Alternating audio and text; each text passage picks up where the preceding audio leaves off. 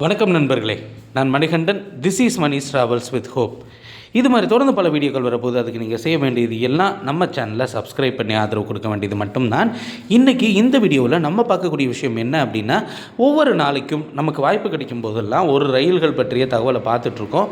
அந்த வகையில் இன்றைக்கி நம்ம பார்க்கக்கூடிய ரயில் எது அப்படின்னா, ரொம்பவும் ஃபேமஸான ட்ரெயின், மதுரையின் அடையாளமாக பகல் நேரத்தில் மாறிவிட்ட ட்ரெயின். ஆமாம், வைகை எக்ஸ்பிரஸை பற்றி தான் பார்க்க போகிறோம்.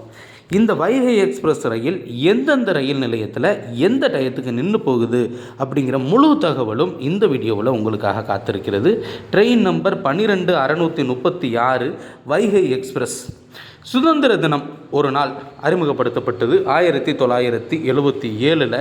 அன்றிலிருந்து இன்று வரைக்கும் வெற்றிகரமாக ஓடிக்கொண்டிருக்கக்கூடிய வைகை எக்ஸ்பிரஸ் பல்வேறு காலகட்டங்களில் பல நேர மாற்றங்களை சந்தித்து இப்போது இறுதியாக இந்த வைகை எக்ஸ்பிரஸினுடைய நேரத்தை நம்ம பார்த்துட போகிறோம்.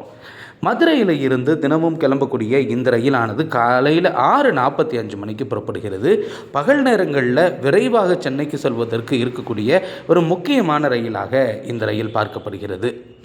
மதுரையிலிருந்து கிளம்பக்கூடிய இந்த ரயிலுக்கு அடுத்து இருக்கக்கூடிய நிறுத்தம் அப்படின்னு பார்த்தோம் அப்படின்னா சோழவந்தானுக்கு காலையில் 7:04 மணிக்கு போயிட்டு ஒரு நிமிஷம் நிறுத்தத்துக்கு அப்புறம் 7:05 மணிக்கு அங்கேருந்து புறப்படுகிறது. மதுரையில் இருந்து 21வது கிலோமீட்டரில் இந்த சோழவந்தான் அப்படிங்கிறது இருக்கிறது. சோழவந்தானை தாண்டிட்டாலே இந்த ரயிலுக்கு ஸ்டாப்பிங் அப்படின்னு பார்த்தோம் அப்படின்னா வேறு எங்கேயும் கிடையாது, திண்டுக்கல் தான். திண்டுக்கலுக்கு நம்முடைய வைகை எக்ஸ்பிரஸ் காலையில் 7:45க்கு போகுது. 7:45க்கு போயிட்டு ஒரு 5 நிமிஷம் நிறுத்தத்துக்கு அப்புறம் 7:50க்கு அங்கேருந்து புறப்படும். இது 62வது கிலோமீட்டரில் இருக்கக்கூடிய ஒரு ஸ்டேஷனாக இருக்கிறது.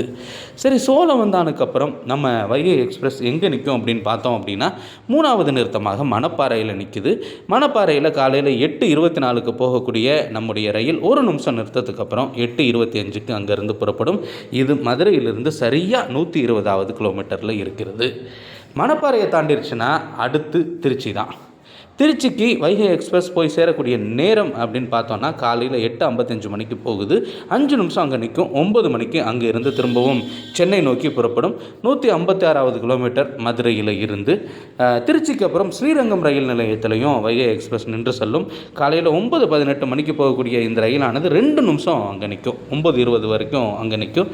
இது மதுரையிலிருந்து 168வது கிலோமீட்டரில் இருக்கக்கூடிய ரயில் நிலையம். தொடர்ச்சியாக அரியலூர்லேயும் நம்ம வைகை எக்ஸ்பிரஸ் நின்று போகும். காலையில் 10:01க்கு சரியாக அரியலூருக்கு போகக்கூடிய இந்த ரயிலானது ஒரு நிமிஷம் அங்கே நிற்கும். 10:02க்கு அங்கேருந்து புறப்படும். இது மதுரையிலிருந்து 226வது கிலோமீட்டரில் இருக்குது. அதற்கடுத்து நம்ம ட்ரெயின் நிற்கக்கூடியது விருத்தாச்சலம் தான்.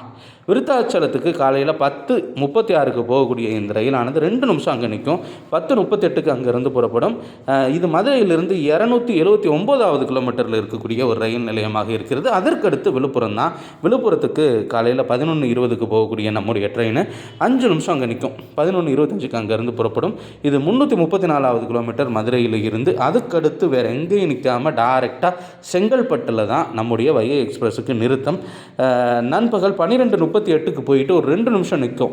12:40க்கு அங்கேருந்து புறப்படக்கூடிய இந்த ரயிலுக்கு மதுரையில் இருந்து இருக்கக்கூடிய கிலோமீட்டர் அப்படின்னு பார்த்தோம் அப்படின்னா செங்கல்பட்டுக்கு 437வது கிலோமீட்டர். அதற்கடுத்து தாம்பரம் தான். தாம்பரத்துக்கு நண்பகல் 1:08க்கு போகக்கூடிய இந்த ரயிலானது 2 நிமிஷம் நிற்கும். 1:10க்கு அங்கேருந்து புறப்படும். இது மதுரையில் இருந்து 468வது கிலோமீட்டரில் இருக்கிறது. அதற்கடுத்து சென்னை எக்மோருக்கு போகிறதுக்கு முன்னாடி கடைசியாக நிற்கக்கூடிய நிறுத்தம் அப்படின்னு பார்த்தோம் அப்படின்னா மாம்பலம், டி நகர், ரெண்டையும் கனெக்ட் பண்ணணும்னு வைங்களேன். 1:28க்கு மத்தியானம் போகக்கூடிய இந்த ரயிலானது 2 நிமிஷம் அங்கே நிற்கும். 1:30க்கு அங்கேருந்து புறப்பட்டு செல்லும். இது 486வது கிலோமீட்டர் மதுரையில் இருந்து. இறுதியாக மதுரையில் எடுக்கக்கூடிய நம்ம ட்ரெயின் 12வதாக நிற்கக்கூடிய இடம் அப்படின்னு பார்த்தோம்னா தன்னுடைய இறுதி டெஸ்டினேஷனான சென்னை எழும்பூரில் நிற்கும். சென்னை எழும்பூர் அப்படிங்கிறது மதுரையில் இருந்து 493 கிலோமீட்டரில் இருக்குது. காலையில் 6:45க்கு கிளம்பக்கூடிய இந்த ரயிலானது 12 நிறுத்தங்களை கடந்து இறுதியாக நிற்கக்கூடிய இடம் அப்படின்னு பார்த்தோம் அப்படின்னா அது சென்னை எழும்பூர் தான். சென்னை எழும்பூரில் நம்ம ட்ரெயின் கரெக்டாக 2:15 மணிக்கு போயிடும். 2:15 மணி கரெக்டாக அப்படின்னு ஏன் சொல்கிறேன் அப்படின்னா, ஸ்லாக்கிங் டைம் அப்படிங்கிறது நிறையா கொடுத்துருக்கிறதுனால 2:15 அப்படிங்கிறதே பெரிய விஷயந்தான். எல்லா நாட்களுமே 2:15க்கு முன்னாடியே நம்முடைய வைகை எக்ஸ்பிரஸ் ஆனது சென்று சேர்ந்து கொண்டிருக்கிறது. இன்னொரு விஷயம் எல்லாருக்கும் தெரிஞ்ச விஷயந்தான், வைகை எக்ஸ்பிரஸ் அங்கே போயிட்டு அதற்கடுத்து திரும்பவும் பல்லவன் எக்ஸ்பிரஸாக மாறி காரைக்குடி வரைக்கும் செல்லும். இந்த 2 ரயில்களுக்குமே ரேக் ஷேரிங் அப்படிங்கிறது இருக்கிறது அப்படிங்கிறது நமக்கு தெரியும். நிச்சயமாக ரயில்வே தகவல்களை மட்டும் பார்த்து கொண்டிருக்கக்கூடிய நமக்கு வாய்ப்பு கிடைக்கும் போது எல்லாம் சில ரயில்களின் பற்றிய தகவல்களையும் சொல்லணும் அப்படிங்கிறது தான் நம்முடைய எண்ணமாக இருக்கிறது.